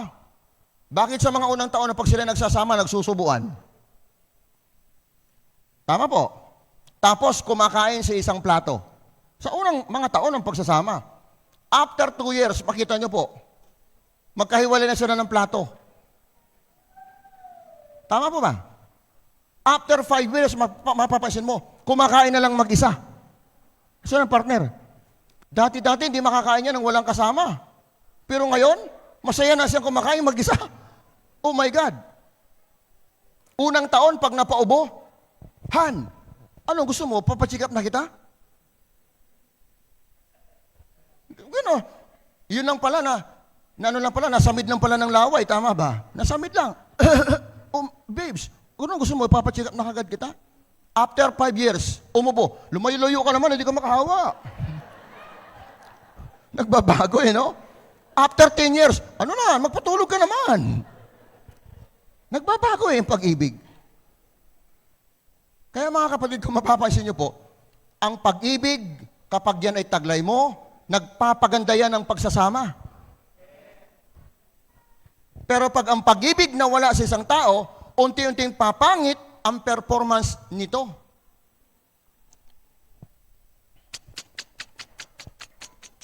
Kaya yung pag-ibig ko sa asawa ko, hindi ko inaalis eh. Oo. Kaya lagi ko siyang pinagaganda para yung pag-ibig ko hindi magkupas, hindi mawala. So, sa buhay natin bilang tao, mga kapatid ko, walang halombero. Di ba tayo namang mga lalaki, gusto natin mga asawa natin maganda, tama ba? Kapag nakakita tayo ng magandang babae, napapahanga tayo, wow, ganda niya. Wow, ang ganda ng damit. Wow, ang ganda ng buhok. Alam mo kung bakit gumanda yon? May budget eh. Yung asawa mo, budgetan mo, gaganda din yan. Kahit mukhang kurimaw. Kahit mukhang kurimaw, gaganda yan. Totoo yan. Ibang nagagawa ng pera. Tayo, gusto natin maganda ang ating asawa, pero wala man tayong binibigay. Ito bill sa kuryente. Ito budget ng mga bata. Ito yung baon. Ay, saan ang pang-pedicure? Saan ang pang-reband? Wala. Tapos, saan yung pambili ng maxipil? Wala. Tapos, gusto mo maganda ako? Wala ang budget. Tapos ngayon, hahanga ka sa iba? Dapat kung meron kang dapat hangaan, asawa. Tama po ba? Amen? Tingin mo sa ibang magaganda, parang hihuhulog ng langit. Ano tingin mo naman sa asawa mo? Ha? Galing Manila so? Ay, Diyos ko, Lord. Alam mo sa totoo, Pastor, nawala na yung pag-ibig ko sa asawa ko. Bakit? Kaya lang nawala kasi sa totoo lang, inilis mo kasi doon yung pag-ibig mo. Wala pong second love ha, ang love isa lang. Kaya lang yan po, nasasabi natin may second love, third love, kasi po, ang pag-ibig na ililipat. Tama mo ba? Dito na tayo. Punta natin ng Hebrew chapter 6 verse 10. Sabi ng Bible, for God is not unjust, He will not forget how hard you have worked for Him and how have shown your love to Him by caring for others believers as you still do. Ang Diyos daw natin ay hindi liko para kalimutan ang mga matinding sakripisyong ginawa mo at yung pag-ibig mong ipinakita sa Kanya sa pamamagitan daw po ng pangangalaga sa ibang tao. Kaya mga cell leader natin, mapalad po kayo sapagkat yung bawat bagay na ginagawa ninyo, hindi po nalilimutan ng Diyos. Ay bakit? Kasi sabi po ng Diyos kung hindi mo kayang mahalin ang nakikita, hindi mo rin kayang mahalin ang hindi nakikita. Di ba? Paano mo sasabihin na mahal mo ang Diyos samantalang hindi mo kayang mahalin ang ibang tao? Kaya sabi ng Bible, in Matthew chapter 25 verse 40, sabi niya doon, anumang bagay na ginawa mo sa maliit na to, ay ginawa ninyo ito sa akin. Dito makita po ninyo sinabi ng Bible, He will not forget how hard you have worked for Him and how you have shown your love to Him by caring for other believers as you still do. Hindi nalilimutan ng Diyos yan. And of course, 2 Corinthians chapter 5, verse 14, ito na gusto akong verse, for it is Christ's love that fuels our compassion and holds us tightly Because we are convinced that He has given His life for all of us. Isipin niyo po mga kapatid ko, no? Yung pag-ibig daw ng Diyos, ang pag-ibig daw ni Kristo, ang siyang gumagatong sa buhay natin. I like this word, the word fuel. Yung salitang fuel is equivalent for the word gumagatong.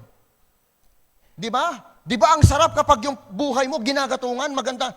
Kita mo yung mga nagagalit. Mas lalong gumagalit kapag may gumagatong. Tama po ba? Tama po?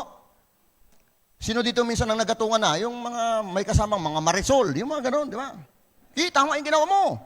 Sampahan mo ng kaso, sumbong mo sa barangay. Ikaw naman na oto-oto, nagpapaano ka din naman, di ba? Kaya sa barangay, nakakatawa eh. Pagpupunta doon, talagang unang salpukan pa lang, talagang ang iinit. Kahit anong pigil mo, tama na po, tama po. Hindi, talaga nagwawala talaga. Nakakuha ko ng idea. Ang sabi ko ngayon, itong mga taong ito, the more mong pinipigilan, the more nagwawala, the more nagiging matapang. Sabi ko doon si Santanod, Rolega, bakit po, admin? Yung mga nagsisigawan na yan sa loob, tawagin mo kaya, papagharapin mo sila isa-isa. Diyan sa harap mo. Sabi ko kay deputy, ano pong gagawin natin? Ganito gawin mo sa isa. Ikaw, bibigyan po namin kayo ng kalayaan. Ha? Para ho patas. Mailabas na po ang inyong sama ng loob. Naintindihan po namin kayo. Kasi kayo ay nandito dahil may mga sama kayo ng loob. Ganito ang gawin natin. Ikaw muna, sumampal sa kanya. Pagkatapos si Samsam, saka natin pag-usapan ng problema. Ano bang problema niyang dalawa? Di ba dapat gano'n no? Maganda siguro yung gano'n. Sa tingin niyo ba, magandang advice ba yun? Kasi damo mo pinipigilan, damo nag-aaway eh. Ha? Sa tingin niyo ba, makakabuti yun?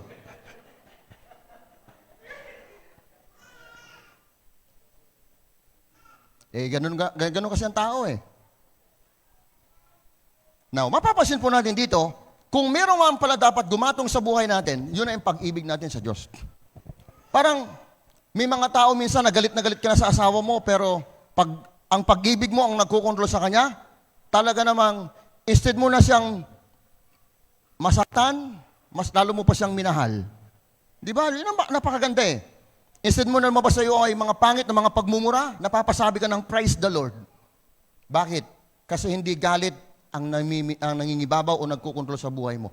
Pero pag galit ang nangingibabaw sa puso mo, ang puot ang nagkukontrol sa puso mo, wala kang ibang maisip na maganda, puro lahat pangit. Tama po ba? Kaya hindi po katakataka. Katulad po nito, noong Huwebes po, may kinasal kami sa Pansol. Yung kapatid, yung bayaw nung kinasal, nagkwento sa amin. Pastor, nakulong ako 9 years. Ba't ka nakulong? Sa totoo lang, Pastor, nasangkot lang naman ako eh. Pero isinampaw sa akin, istapa. Mantakin niyo pong tumagal ako sa kulungan, di ko naman ginawa. Ano nangyari?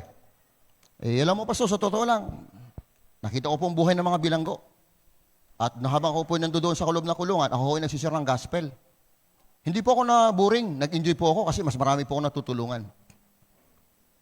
Ay di dumating sa punto, huling hearing, umaten ang lahat ng nandoon, tapos yung complainant, pinatayo daw ng piskal. Pagkatapos sabi niya, ituro mo sa bulwagang ito kung sino yung nagluko sa iyo. Ay hindi may turo-turo nung nagsampa ng kaso. Kung sino yung tao na yon. Sabi ng piskal, ngayon din, dismiss ang kaso. Pagkatapos nun, sabi ng mga barkada sa palibot, Tol, sabi niya, sampahan mo ng kaso para makuha mo yung mga perang binayad mo. Kasi, sabi niya, 100,000 din ang naubos mo ka sa loob ng pag-hearing-hearing. Alam mo, sinabi lang niya, napakaganda sinabi niya. Hindi na. Yung pera nawawala. Yung pera madaling makita. Ang ipinagpapasalamat ko lang, pagpasok ko sa bilangguan, nakatulong ako sa mga kapwa ko bilanggo. Alam mo, yung taong gumawa sa akin ng kalukuhan, na ako'y pinagtripan, ang kaya ko lang ibigay sa kanya, forgiveness. Hindi ko na kailangan saktan siya, hindi ko na kailangan siyang abalahin pa siya. Kasi, kung yun man ay nagawa, kamangmangan lang ng kaisipan niya yon, sa kadiliman lang ng kanyang isip. Kaya sabi niya sa kanyang mga anak at asawa, huwag na natin siyang gantihan. Mag-release na lang tayo ng forgiveness sa buhay niya. Di ba? Kamang-mangha yun. Isipin mo na perwisyo ka in 9 years, nag-stay ka doon ng walang kakwenta-kwentang kaso. Kung siguro talaga ikaw yung nakakulong, kung kayo kaya siguro sa kalagayan, makalaya lang ako dito. Siguro ganyan tayo, no? Ha? Maghahalo ang mga tinalupan. Eh, hindi siya ganun eh. Anong paglabas niya? Nang makita niya mismo yung nagsampa sa kanya ng kaso, pinatawad niya. Bro, pinapatawad na kita, pagpalain ka ng Panginoon. Yun yung nagagawa ng isang tao na nagkukontrol sa puso niya, pag-ibig. O another ha, dito po sa verse na to, ang binanggit, Christ's love that fuels our passion. Another translation. In New Living Translation.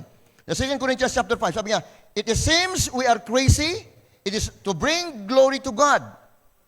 Sa tingin ng ibang tao, tayo daw ay baliw pag nagbibigay tayo ng kalwalatian sa Diyos. And we are in our right minds. And it is for your benefits. Either way, Christ's love controls us. Since we believe that Christ died for all, we also believe that we have all died to our old life. Binanggit naman dito yung word na Christ's love controls us. Doon sa isang version kanina, Christ's love fuel us. Kung meron man palang dapat unang nagagatong sa iyo at nagkukontrol sa puso mo, dapat yun ay walang iba, pag-ibig ng Diyos. Kaya kahit pangit na yung ginawa sa iyo, alam mo, sa totoo lang mga kapatid ko, na-experience ko po yan. Magpapakasal ako sa asawa ko. Yan, papakasal ako. Ang dami kong alagang kabir noon. Mantakin mo 1 linggo, 5 araw na lang magpapakasal ako, pinasok ng magnanakaw, bit-bit sa ako. Alam mo mga kapatid ko, ang nangyari, sabi ko, ay maliwanag ang buwan. Lumabas ako ngayon, tapos paglabas ko, sabi ko, kung paluin ko kayo ito sa tuhod, dumadaan sa harapan ko, hindi ako nakikita eh. Minumukhaan ko lang. Sabi ko, pag pinalo ko ang tuhod nito at nabalian, habang buhay ito sa sakripisyo ito, sabi ko, manok lang ito eh. Ang naramdaman ko, nung nasa loob pa lamang ako ng bahay, pinapanood ko siya, galit na galit ako. Talagang makita ko lang talaga ito, papatayin ko talaga ito eh. Nung lumabas na ako, hawak-hawak ko na yung tubo, naramdaman ko na yung awa. Abe, bising-bisi kumbaga talagang, ano man tawag doon? Pinipilipit yung liig ng manok, nilalagay sa sako eh. Pinapanood ko pa din siya. Aba, magaling talaga itong no. At nung malapit na siguro siyang matapos, hinalbot ko na lang ang damit at kinilala ang mukha. Pagdating ng umaga, dito natatakbo siya, natatakbo. Bit-bit din yung manok. Pampakasal ko pa naman sa asawa ko yun eh. Mabuti na lang, nung magpakasal ako, itinaon ko sa anniversary ng simbahan. Ganyan talaga ang mga wisdom eh. Amen? Para nasa ganon, siyempre yung simbahan maghahanda. Wala na ako ngayong gagasusin. Amen? Kasi pandagdag lang yun eh.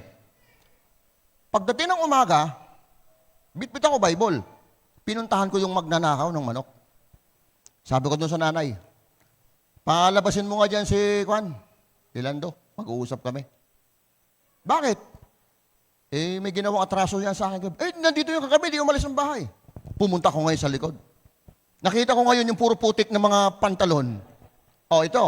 Nagtatakbo yan sa nipa. Ito yung kanyang damit. Huwag mo itago anak mo, ilabas mo, mag-uusap kami. Lumabas ngayon. Tapos tapik-tapik ko siya. Tol, kaya dami ka naman dapat ipagtitripan ako pa eh. Yung panghanda ko pa sa kasal ang pinagtripan mo eh. Magpapakasal na ako sa linggo. Tapos yung man lang sabi niya, Doy, pasensya ka na talaga. Talagang dala lang talaga ng pangailangan eh. Di okay lang, walang, alam mo sa totoo lang, sabi ko, kaya mo lang nagagawa yan kasi si Kristo hindi naghahari sa puso mo. Sabi ko sa kanya, kung si Kristo ngayon ang naghahari sa puso mo, yung demonyong nagtuturo sa'yo, kaya mong labanan yon. Tinatanggap mo ba si Kristo ngayon? Opo, tara, mag-pray tayo. Pray kami ngayon, pinatanggap ko sa Panginoon. O ano? Salamat Doy ha, salamat ha. Ako, sige, ako, pinatatawad na kita. Huwag ka lang pumunta sa kasal ha. Pag pumunta ka sa kasal, baka ano maisip ko pa eh. Maalala ko pa yung ninakaw mo eh, no? Di joke lang. Matapos ang araw na yon, umalis ako ng bahay niya, wala akong naramdamang galit. Wala. Kung iba-iba siguro yon, ay kung ano na, sampahan ng reklamo, sampahan ng kaso. Wala eh. Nandun lang yung panghinayang ko. Wow, yung asawa ko, hindi makatikim ng kaber na inalagaan ko. Yun lang yun, experience ko. Pero kung iba-iba at kung walang pag-ibig ng Diyos na nagkukontrol sa buhay ko, malamang, hindi ko alam kung ano nagawa ko dun sa tao na yon. May kausap pa ba ako? Salamat naman. Okay.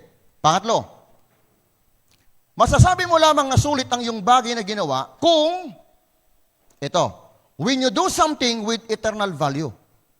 Kung ang bawat bagay na ginawa mo ay mayroong eternal value. Yan. Sa lupang ito, mga kapatid ko, lahat ng bagay, bumababa. Halimbawa, ang sasakyan na binili mo ng milyon, after 5 years, bababa ang value nito. Katulad ng aking Avanza. Nung binili ko yung Avanza, 1,800,000 o 1,008,000 ang naging value nun. Pero ngayon, nung tininan ko sa market, 450,000 na lang. Bumababa ang value. Ibig sabihin, mga bagay sa mundong ito, bumababa ang value. Ang dollar, bumababa ang value. Ang peso, bumababa ang value. Ang dinar, bumababa ang value. Ang yen, bumababa. Halos maraming bagay sa mundong ito, bumababa ang value. Pero mayroong isang bagay na hindi bumababa ang value. Yan ang mga bagay sa langit. Kaya po sabi ng Bible, sabi po muna ni Solomon, Ecclesiastes chapter 1 verse 13 to 14, I devote myself to research for understanding and to explore my wisdom, or by wisdom. Everything being done under heaven, I soon discovered that God has dealt a tragic existence to the human race. I observed everything going on under the sun, and really, it is all meaningless, like chasing the wind. Sabi ni Solomon, everything under the sun is meaningless. Ibig sabihin, lahat ng bagay sa mundong ito kasi, wala talagang halaga. Kasi bumababa ang value nito. Kaya naman, nung ang Panginoong Hesus ay nabubuhay sa ibabaw ng lupa, nagsalita siya ngayon. Kaya ibig sabihin, tayong lahat, huwag nating ilagay lahat ang puso natin sa pera, sa gamit, sa sasakyan, sa bahay. Kasi yan, yung mga yan, mababa ang value yan sa harapan ng Diyos. At sabi ng Panginoon, huwag mong iubos yung buhay mo dyan, yung lakas mo dyan, yung oras mo dyan. May sinabi ang Panginoon in Matthew chapter 6 verse 19 to 21, don't keep hurting for yourselves earthly treasures that can be stolen by thieves. Huwag daw tayo mag-impok ng kayamanan dito sa lupa na nananakaw. Sabi ng Panginoon, verse 19, material wealth eventually rust, kinakalawang, decay, nabubulok, and loses its value. Nawawala ang halaga. Nandiyan ba kayo? Sabi ng Panginoon, material wealth, I'm talking to you material wealth, ha? Sabi ng Panginoon, pagdating sa verse 20, instead, stockpile heavenly treasures for yourselves that cannot be stolen. Mag-impok ka daw ng kayamanan sa langit. Mag-impok ka ng kayamanan sa langit. Ha? Para sa iyong sarili. Dahil doon daw hindi nananakaw. And will never rust, hindi kinakalawang. Decay, nabubulok, or lose their value. Kaya kung meron mang hindi po nawawala, ang halaga nito, yun yung mga bagay sa langit. Amen. Yan lahat daw po ng bagay sa ibabaw ng lupa, kinakalawang, nabubulok, at ninanakaw, at nawawala ang value. Kayo ba'y nandyan pa? Kaya sabi ng Panginoon, stockpile heavenly treasures for yourselves. Sabi niya, no, that cannot be stolen, dinanakaw, will never rust, decay, and loses their value. Kaya sabi ng Bible, in verse 21, for your heart will be always pursue what you esteem as your treasure. Kaya kung saan naroroon ang iyong puso, kung saan nagpupursige ang iyong puso, nandoon ang iyong kayamanan. May natututunan po ba tayo? Sabi ni City Stud. Okay, sabi niya, gusto ko lang i-quote yung kanyang sinabi, only one life, only one life, so soon it will pass. Ang iyong nag-iisang buhay, darating ang panahon, yan ay mawawala. Only what's done for Christ will last. Pero lamang daw po yung ginawa lamang ni Kristo ang siyang mananatili. Ganda, no? Ibig sabihin, posible, pwede mo siyang i-personalize, lahat ng bagay sa buhay mo, pati buhay mo mawawala. Pag meron mang hindi mawawala, is yung bagay na ginawa mo kay Kristo. Amen. Kaya yan po yung reason na tayo pong lahat, lagi ko pong paulit-ulit na sinasabi sa bulwagang ito, huwag nating ubusin ang lakas at ang ating buong oras sa trabaho. Kasi lahat ng pinagpaguran mo, yan ay mawawala. Kailangan mo din mag-spend ng time para sa Panginoon. Because whatever you do in Christ, it will last. At last and final, masasabi mong sulit or worth it ang lahat ng bagay na ginawa mo when you live to serve. Kung nabuhay ka sa paglilingkod. Tandaan po natin mga kapatid ko, hindi lamang tayo tinawag ng Panginoon para lang maligtas. Ha? We are not called by God to serve, to be saved. We are called to serve. In Romans chapter 12 verse 1, dear brothers and sisters, I plead with you to give your bodies to God because of all He has done for you. Let them be a living and holy sacrifice, the kind He will find acceptable, and this is your truly way to worship Him. Sinabi ni Pablo, I plead with you, give your bodies to God as a living sacrifice. The same with the word, binanggit niya sa 1 Corinthians chapter 6, verse 20, you are brought by high price, sabi niya doon, let's glorify God with your bodies. So malino na sinasabi dito, itong katawan nating ito, hindi lang dapat natin ito pinakikinabangan, puro lang trabaho. Huwag lang puro doon. Bagkus itong katawan mo lang pala, itong katawan mo din pala, gamitin mo din sa paglilingkod. Kayo ba'y nandyan pa? Ha? Habang ka may lakas, hindi mo lang ginagamit para kumita. Kailangan mo din pala itong gamitin para nang sa ganon, mapagsilbihan ang Diyos. At hindi nyo pwedeng sabihin, wala po ako, pastor. Wala po kasi akong alam kung paano mag-serve. Hindi mo pwedeng sabihin na sila lang kasi sila lang ang magaling. Hindi ho. Mali po yun. Kasi binanggit po sa Bible in 1 Peter chapter 4 verse 10, tingnan nyo po sinabi ng Bible, God has given each of you a gift from His great variety of spiritual gift. Magkaiba-iba nga lang tayo ng kaloob. Magkaiba-iba tayo ng galing. Magkaiba-iba tayo ng husay. Magkaiba-iba tayo ng abilidad. Pero lahat tayo binigyan. Kasi sabi ng Bible, God has given each of you. So, bawat isa tumanggap ng talento, ng galing, ng husay, ng abilidad. Agree po ba kayo doon? Meron ba ditong hindi nakasambot? Meron ba ditong hindi nakatanggap? Kung wala po, papadalan po namin kayo sa Shopee. Amen? Lahat pa na tayo tumanggap ng abilidad sa Panginoon, ng galing, ng husay. Pero ano sabi ni Pedro? Use them well to serve one another. Lahat ng kung anong galing meron ka. Magaling kang makisama, use them well. Magaling kang magsalita, use them well.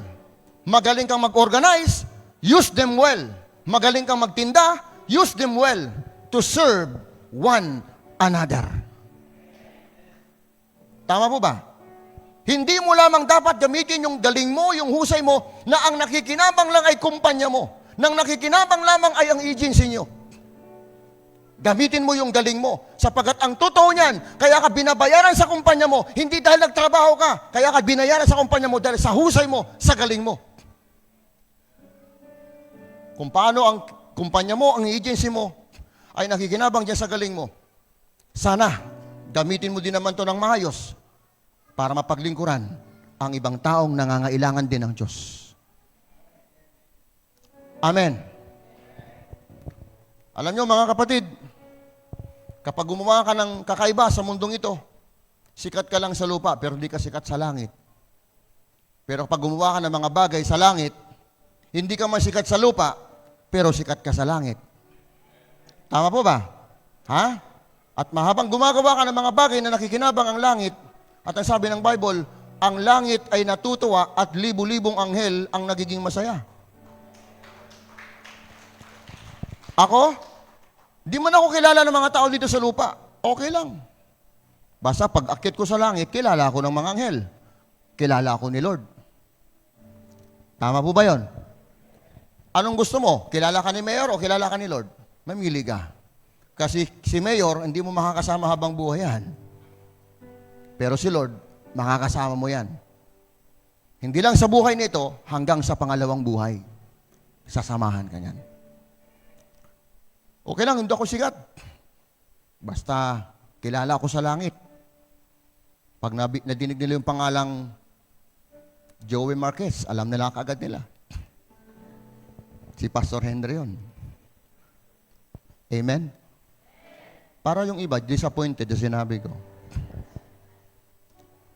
Nagbago na ba mukha ko? Piolo Pascual na, no? So yan po isang bagay na sinasabi sa atin ng Panginoon. Yan ang totoo. Lahat tayo may kaloob, lahat tayo may galing, lahat tayo may husay. Sabi ng Bible lang, use them well to serve one another.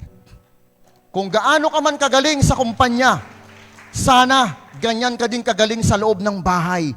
Sana ganyan ka din sa loob ng simbahan. May mga tao kasi magaling lang sa kumpanya pero hindi magaling sa loob ng bahay eh. Tama po ba? Kaya ako, sabi ko kung paano kung ako naging mahusay ng mga siwa ng simbahan, sana magaling din ako mahusay mga siwa din ng sambahayan. Hindi lang ako magaling dapat sa loob ng simbahan. Dapat yung galing ko, madala ko din sa loob ng aking sambahayan. Mga teacher, magaling kayo magturo sa mga bata sa labas. Sana kasing galing din kayo magturo sa loob ng bahay. Sana kasing galing din magturo sa kaharian ng Diyos. Tama po, no? Amen. Mga karpentero, nalulungkot ako sa inyo. Marami kayong magagandang bahay na pinapatayo, pero mga bahay nyo hindi. Yun ang totoo, tama mali. Di ba ang karpentero? Nagpapatayo ng mga milyon ng mga bahay. Pero yung bubong na butas-butas sa bahay nila, hindi niya maayos-ayos. Hamon ko lang sa inyo, kung gaano ka kagaling sa labas, sana ganun ka din sa loob. Kasi ang sabi ng Bible, all your abilities that God has given to you, use them well to serve one another.